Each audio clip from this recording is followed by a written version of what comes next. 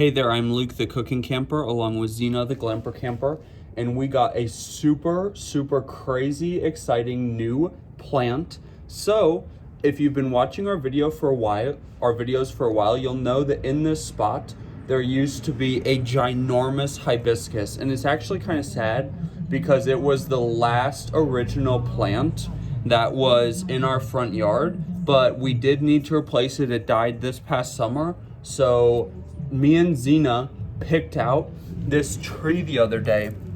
You guys are not even going to believe how cool it is. It's a Cruce's Bookleaf Mallee Eucalyptus cruceana, and it's from like the Australian outback. And oh my gosh, you guys, this thing looks so cool. So we don't know a lot about this tree, and I'm calling it a tree. So, and it was freaking cheap, only $79.98 for a plant that big, that many branches. I mean, it's beautiful, and the trunk is pretty thick down there at the bottom. Now, I'm calling it a tree. It is a variety of eucalyptus, so, and it says no tree, no me, so I think it is still a tree, but it only gets 12 feet tall. So it's gonna get 12 feet tall and 10 feet wide, medium growth speed, and it just says remove damaged limbs, and it's cold hardy to 10 degrees Fahrenheit. So it should be good in zone 9B. Now the blooms come in spring, summer, and fall. And look at how nuts those look. It's like a giant lime green, yellow puffball. So we're very excited about it. I do obviously need to get more rocks. That's kind of what happens in Arizona when you plant stuff, especially if you move into a house like we did. Some parts of the yard, I swear, are like 12 inches of just rock. So for instance, the last thing we did was take out that hibiscus right here, and how far down the spade was getting, there was not even dirt yet. That was just all rocks. So that thing, I didn't get any roots out, I only got the stump. That thing is planted way down in there.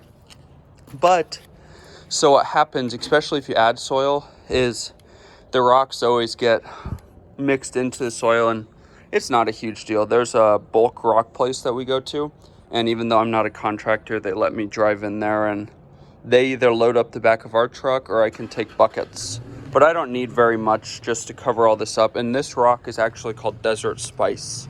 Not that you're interested, but if you are. And then the only other thing I had to do, and the hibiscus, you guys, I don't know if you remember it. I'll step back so I can show you.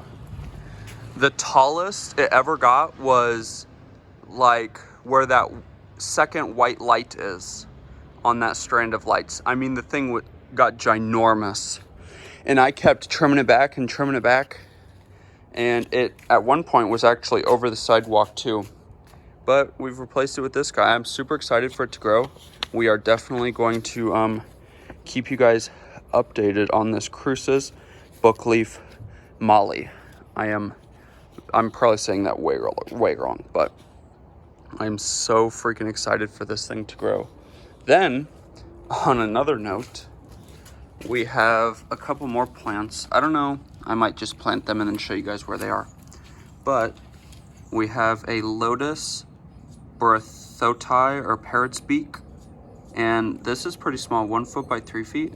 So I'm gonna put it in the backyard by the pond, right behind the frog.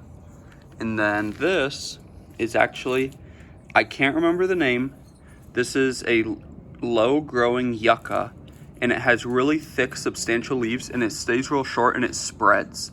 It gets like 6 feet wide after it spreads out with all of its little babies. So this summer it had died, but I was in that area yesterday and this leaf broke off, but there is a little baby coming out. So I really love the idea of this yucca, so I'm going to give it another little chance.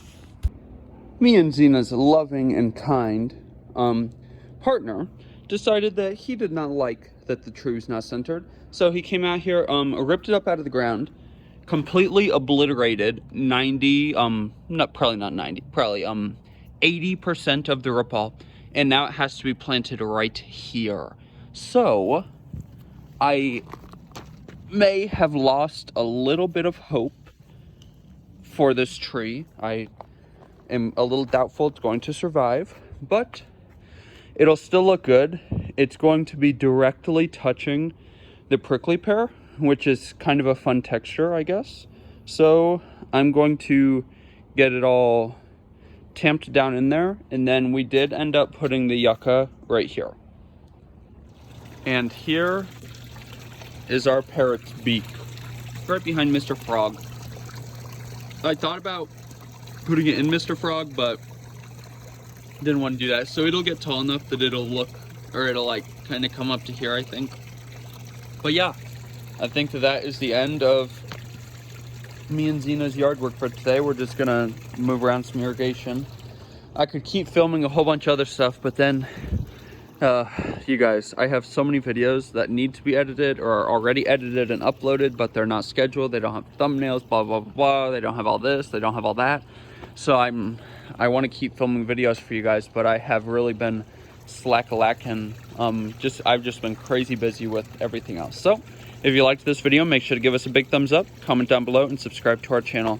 Don't forget to hit that bell so that you never miss the next time me and Zena upload a new video. Zena! Zena! Zena!